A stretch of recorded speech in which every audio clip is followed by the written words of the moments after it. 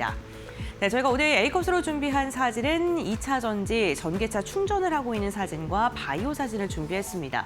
정말 오랜만에 코스닥이 강한 상승 나오면서 웃고 있는데 바이오와 2차 전지의 반격이 드디어 시작되는 걸까요? 우리는 어떻게 투자 전략을 세우고 투자 포인트를 잡아가야 될까요? 지금부터 알아보도록 하겠습니다.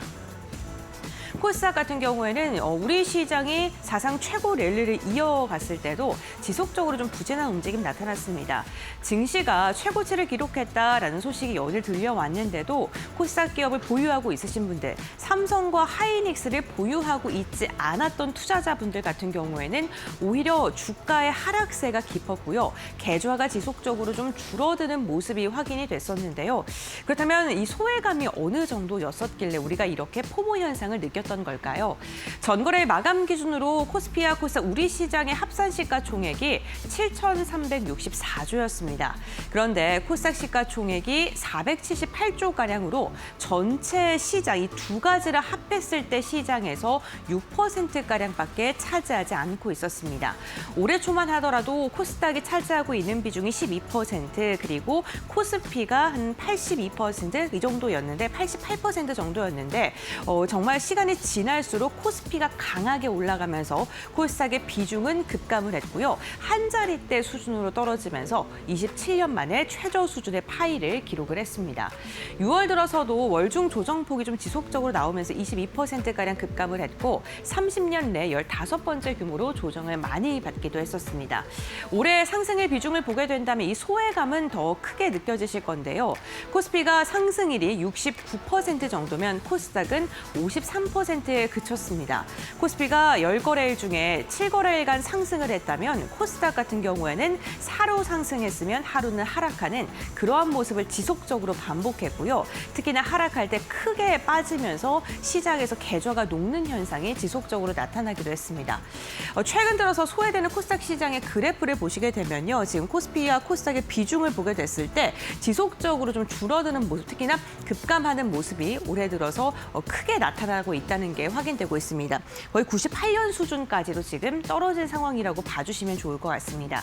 그렇다 보니까 시장이 연일 최고치를 기록하고 사상 랠리를 이어가고 있는데 코스닥을 보유하고 계신 분들은 양극화가 심화되는 이 시장 속에서 오히려 계좌가 점점 더 줄어들고 작아지는 그런 모순적인 시장이 나타났었고요. 그렇기 때문에 포모 현상이 나타나서 손실률이 큰 코스닥을 매도하고 삼성전자, 하이닉스 ETF 레버리지에 투자하면서 자금이 쏠리는 악순환이 반복되는 시장이 이어지기도 했었습니다. 네, 삼성전자, SK 하이닉스로 좀 쏠렸다는 현상을 좀 확연하게 보여주기 비중을 보시면 아실 것 같은데요. 삼성전자 시가총액 비중이 28%, 하이닉스가 27%고 코스피 내 합산 비중이 56%입니다. 그러니까 전체 시장 코스닥까지 합했을 때도 절반 이상을 삼성전자와 하이닉스가 갖고 있는다는 거고요. 아무래도 단일 종목 레버리지 ETF가 출시가 되면서 이 수익률을 극대화하기 위한 투자자들이 레버리지 ETF를 매수했고 이게 자금을 블랙홀처럼 빨아들이면서 지금 삼성전자, 하이닉스로만 돈이 몰리는 현상이 나타났습니다. 여기다가 SK 하이닉스의 ADR 상장에 대한 기대감, 마이크론이 시장 예상치를 훌쩍 뛰어넘는 실적을 발표했다는 거, AI와 HBM에 대한 모멘텀이 지속적으로 긍정적인 전망이 나오고 있다는 점 또한 어차피 시장이 갈 건데 그렇다면 좀 확실하게 실적을 끌고 갈 종목들을 가져가자라는 투자 심리가 커졌고요. 이게 삼성과 하이닉스로 몰리는 모습으로 나타났습니다. 신용융자 레버리지 ETF 코스닥 거래대금 추이를 보면은 보다 더 확연하게 느껴지시는데 지금 가장 진한 색깔이 코스닥 거래대금입니다.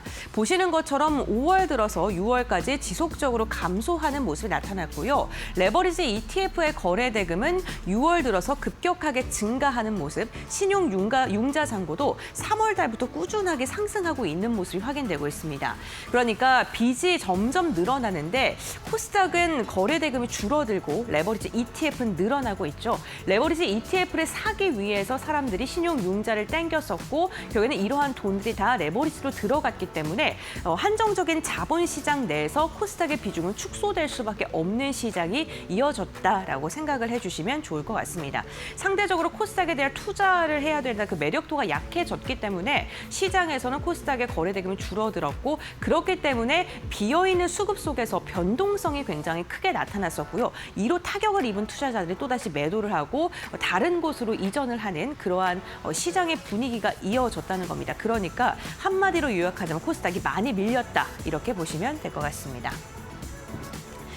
오늘 그런데 코스닥의 매수 사이드카가 발동이 됐습니다. 많이 밀렸으니까 당연히 상승을 해야겠죠. 그런데 그 상승의 신호탄이 오늘 나타났다라고 보시면 될 것 같고요. 특히나 바이오와 2차 전지, 코스닥을 주도하는 섹터를 중심으로 해서 오늘 매수세가 강력하게 유입됐습니다. 반도체 주도주들이 많이 올랐다 보니까 이 부담감이 커졌고요. 그러면서 소외 업종에 대한 순환매의 기대감이 최근에 지속적으로 거론되기도 했었죠. 지금 바이오와 2차 전지가 너무 많이 빠졌다. 이러한 이야기들도 증권가에서 지속적으로 나오다 보니까 투자 심리가 점점 더 개선되고 있는 모습 나타나고 있습니다. 여기에다가 정부 정책에 대한 기대감도 커지고 있는데요. 다음 달 코스닥 30주년을 맞이해서 정부가 정책 카드를 꺼낼 것이다라는 이야기들 나오고 있고 대표적으로 부실 기업을 퇴출하고 성장 기업에 대한 시장 저평가가 기대된다라는 이야기 나오고 있습니다. 이 30주년 정책 기대감 중에 지금 가장 많이 거론되는 게 코스닥 승강제에 대한 모멘텀인데요. 코스닥을 프리미엄, 스탠더드, 관리군 이렇게 세 가지로 나눈 다음에 이로 인해서 코스닥의 건전성을 높일 것이다라고 지금 시장에서는 예상을 하고 있습니다. 그게 다음 달 1일 30주년 행사에서 구체적인 방향성을 내놓을 것이다라고 지금 시장에서는 이야기하고 있고요. 여기에다가 9월부터 10월 이 두 달 동안 세부 기존이라던가 아니면 시행 시기가 구체적으로 좀 자리 잡을 것이다라는 이야기 나오고 있습니다. 그런데 이 승강제 같은 경우에는 올해 연초부터 좀 지속적으로 이야기가 나왔던 부분인데 이제 시간이 점점 지나면서 디데이가 다가오고 있고 이게 코스피에서 수익을 버신 분들이 또 코스닥으로 이전하려는 그러한 모멘텀의 시초가 될 수 있다라는 게 시장의 뷰입니다. 특히나 프리미엄 편입 기업이 70곳 안팎으로 지금 예상이 되고 있고요. 그렇기 때문에 자금 건전성이라던가 미래 가치가 있는 기업들 70여 곳을 잘 선별하는 게 무엇보다 중요할 것으로 보입니다.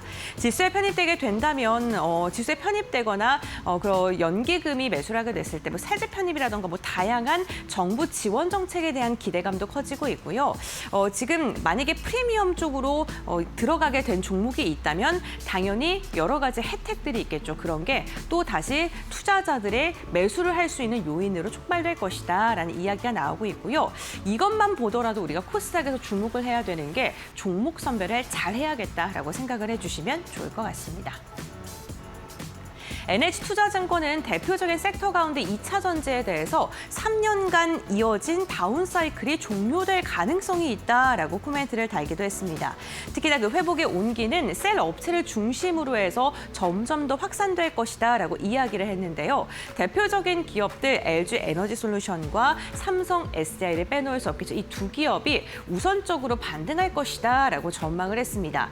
여러 가지 이유를 들었는데 크게 네 가지로 나눠주게 된다면요. 먼저 첫 번째로 테슬라가 유럽 시장에서 판매량을 회복하고 있고 아시아 시장에서도 급격히 판매가 증가하고 있다는 것입니다. 중국을 제외한 아시아는요. 무려 112%나 증가했고요. 여기에다가 유럽의 자율주행 승인이 진행이 됐을 때 LG 에너지솔루션의 실적 개선이 기대된다라고 전망을 하기도 했습니다. 여기에다가 유럽의 세제 혜택, 유럽의 공장이 있는 기업들도 봐야 되고요. 미국의 전기차 역성장폭이 축소되고 있다는 것도 투자 전략으로 좀 투자 포인트로 이야기를 했습니다. 원래 기존에는 전기차 판매율이 20%가량 감소할 것으로 예상을 했는데 10% 내외로 감소하는 데 그칠 것이다. 그러니까 전망이 조금은 둔화되는 게 좀 덜해질 것이다라고 지금 이야기를 하고 있고요. 여기에다가 최근 2차 전지에 대한 모멘텀이라면 ESS 빼놓을 수 없겠죠. 미국의 ESS 설치 용량이 가파르게 증가하고 있기 때문에 전기차의 부진을 미국 시장에서는 ESS가 충족시킬 것이다라고 이야기를 하면서 2차 전지가 다운 사이클이 종료될 것이다라고 전망을 한 것입니다. 2차 전지 그동안 많이 긴 시간 눌려 있었는데 지금 다시금 이러한 악재들을 해소하면서 주가가 반등할 수 있을지도 살펴보셔야 될 것 같습니다. 2차 전지만큼 중요한 게 바이오고요. 오늘 바이오 관련된 기업들 미래에셋증권에서 투자 전략 제시를 했는데요. 지금 금리 부담감으로 인해서 2차 전지와 함께 바이오가 정말 많이 빠졌었죠. 그래서 우리가 기다렸던 게 정책 자금이라던가 기술 수출 그리고 임상 시험에 대한 성공 같은 그런 모멘텀을 기다렸었는데 이게 슬슬 나오고 있는 상황입니다. 특히나 리가캠 바이오로 국민성장펀드 5천억 원의 직접 투자가 지난주에 선정됐다는 그런 소식이 전해지면서 바이오 기업들의 재평가가 기대된다라는 이야기 나오고 있고 오늘 시가총액 상위 종목을 중심으로 바이오 기업들의 분위기 굉장히 좋습니다. 여기다가 베링거 인겔하임이 우리나라의 바이오 기업들에 투자를 할 것이다라는 소식까지 전해지면서 우리가 기다리고 있던 정책 자금, 기술 수출 이러한 모멘텀들이 하나둘씩 고개를 들고 있다라고 보시면 좋을 것 같습니다.